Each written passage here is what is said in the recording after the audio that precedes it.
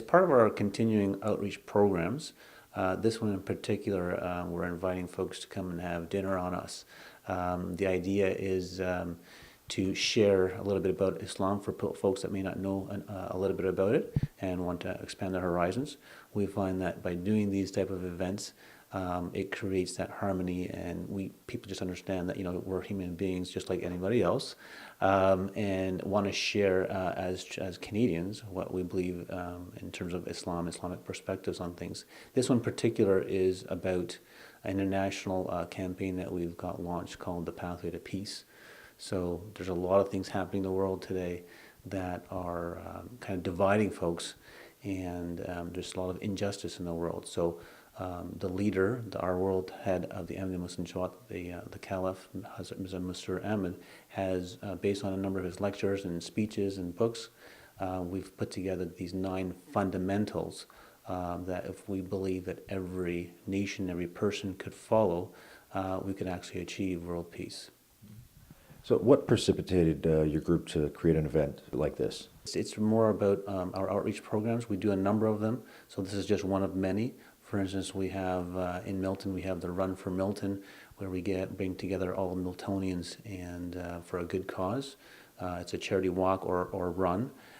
In the last 3 years, been very fortunate that the community has supported us, and we've been able to donate $30,000 in the first 3 years.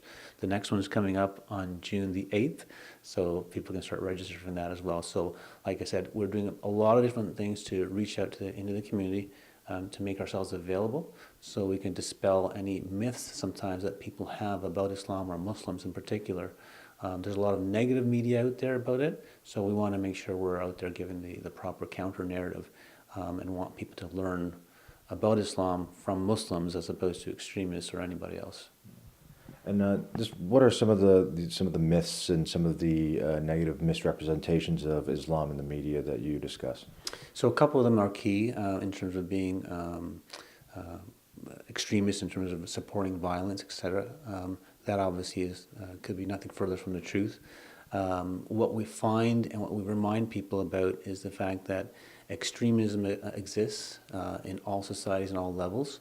So we want people to understand and just be reminded not to get caught up with folks that claim certain things about certain faiths or religions or otherwise, and that extremism in any form is really not to be tolerated. And loyalty to your country of where you're residing is utmost, and also part of the faith in terms of doing your responsibilities in the country where you live and being loyal to them.